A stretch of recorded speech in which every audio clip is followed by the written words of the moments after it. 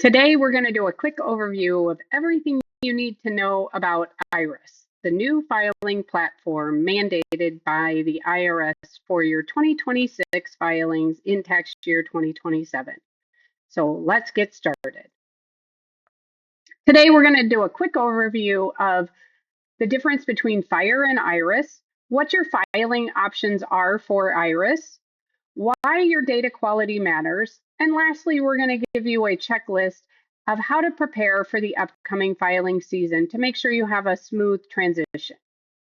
Let's do a quick comparison of the old FIRE filing system versus the new IRIS mandated system.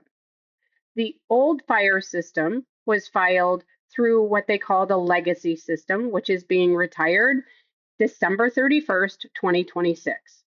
All filings for the future must be filed under the new IRIS system. What does this mean to you? The old format was a fixed text program followed by publication 1220. The new system is a structured XML format. The FIRE system, you would file manually through a portal upload. Log in, input your TCC, and upload your file. The new system is a much more robust system that requires an A2A encrypted channel with an API certificate. This process requires a little more complication in your setup.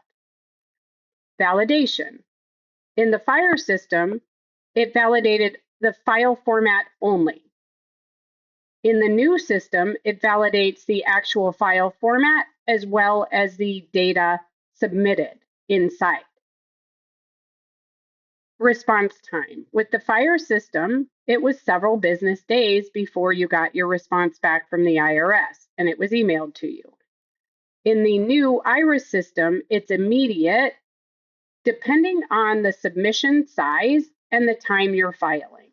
Obviously, the more files going through, it might take longer to get your results. Your results. With the FIRE system, it was either good or bad. Now you get a detailed content level of results. We can get more into that later, but they give you very specific detailed results. Transition requirements. With the FIRE system, it was a TCC plus a web login. Currently, with the new IRIS system, it's identity verification and a secure encrypted A2A API channel. Testing. In the FIRE system, you were not required to test. It was a one-time setup. In the IRIS system, annual testing is required. The bottom line is they are being more structured on what they're requiring to provide a secure transmission of the contents of your data. IRS formatting. The biggest change for people to note is that they are requiring now structured data fields. In the FIRE system, you were able to have the name of your recipient in one field or the name of your payer in one field. Now they are requiring you to break out the data into first name, middle name, last name, and declare whether or not your payer or payee is a business or an individual. This change will be important for you as you're gathering your data. Secondly, they do instant validation.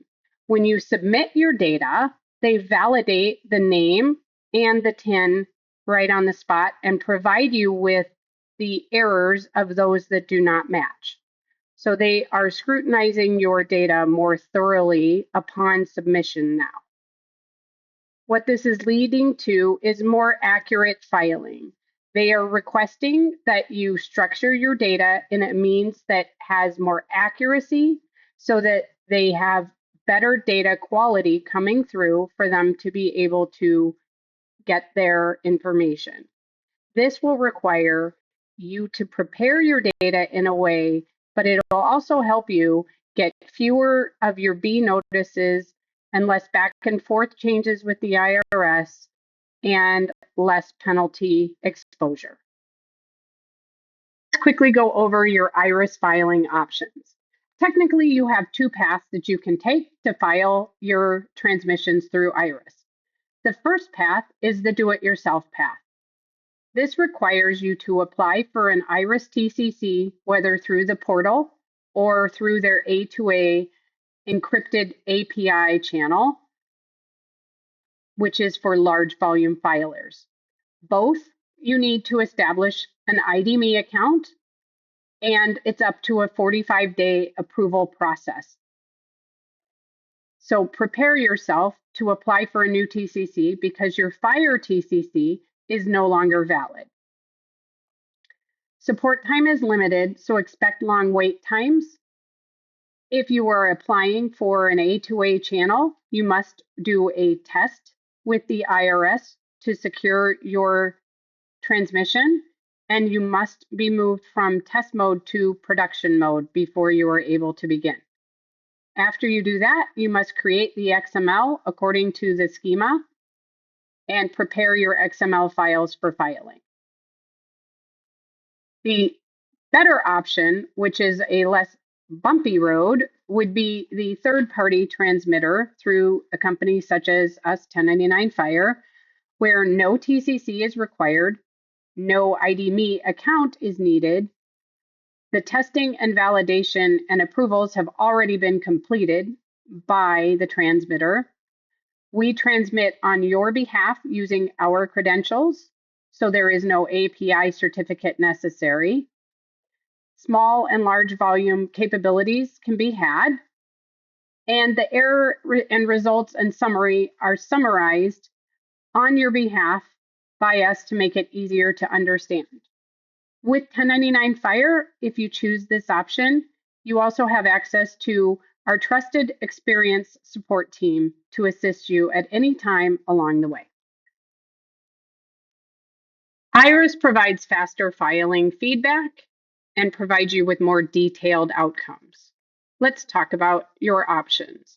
Under the Fire system, it was either a good or bad, pass or fail. Slower response times, getting limited filing detailed information. Maybe a couple years down the road, you might hear from the IRS if there was some internal questions regarding your filing. Under the IRIS system, you have 4 outcomes upon submission. You get accepted, accepted with errors, issues that are noted, partially accepted, some of the records were accepted, or the whole file is rejected. You have faster IRIS results, more detailed filing feedback, and easier error detection. All of these changes have potential roadblocks that you need to be aware of before you're filing. Knowing these potential roadblocks ahead of time allows you to be prepared for your submission come January. Incorrect or mismatched TIN names is one of the most common errors that will be found. Mismatched pairs of names, first name, middle name, last name, and the submitted TIN, whether it be a social security number or EIN if it's a business, will now be validated upon submission. Another common data error is combined or non-specific data in the name fields. It's important that the name of the payee is a valid name of a payee.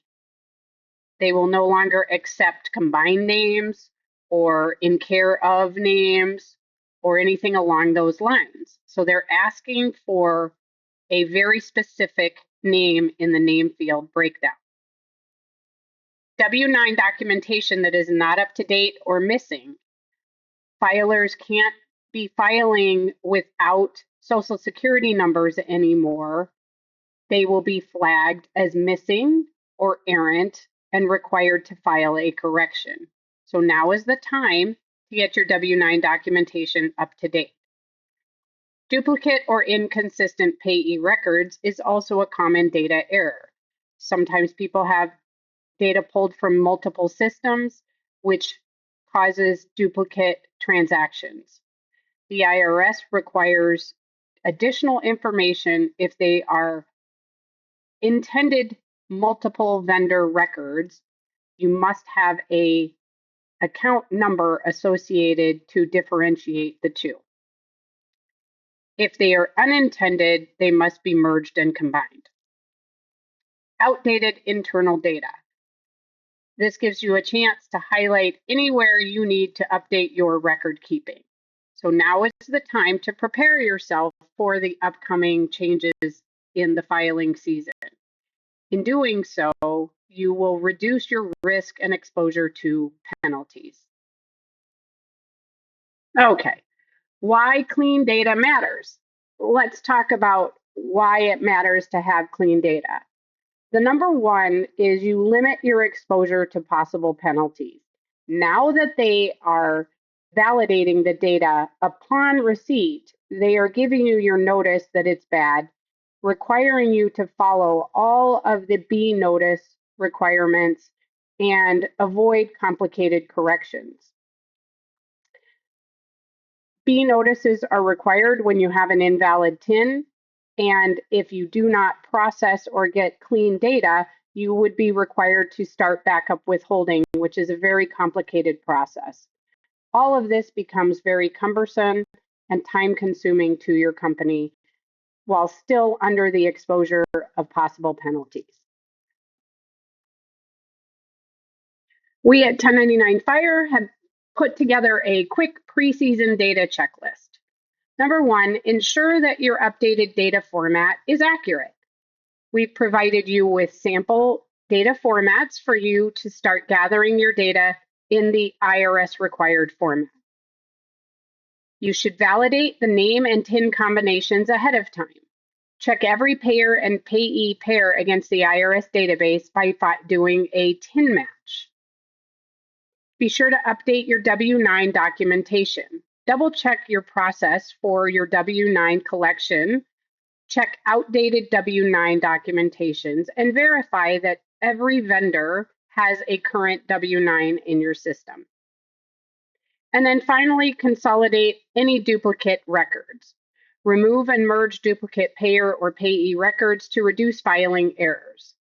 Intentional duplicate records must include a unique account number. All of this will ensure that you're ready for the new filing season and all the changes to come. One of the easiest ways to ensure clean data is to enroll in our TIN matching program.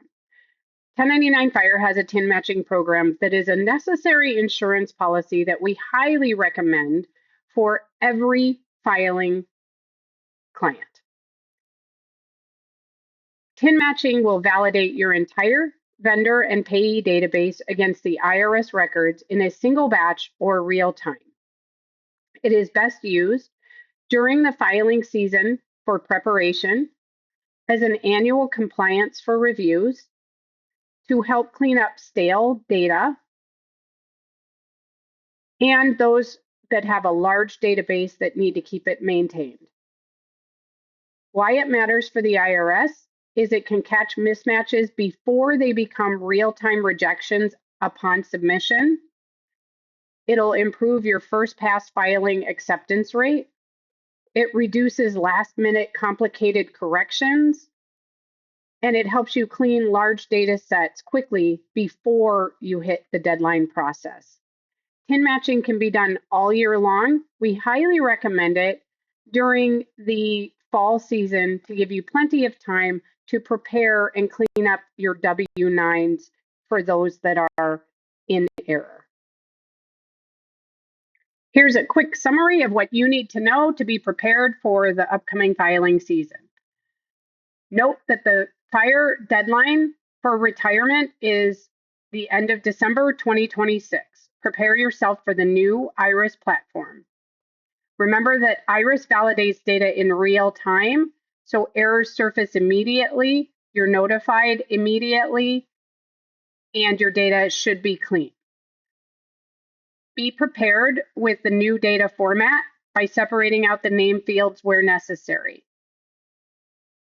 Decide whether the do-it-yourself method or the third-party vendor is right for you.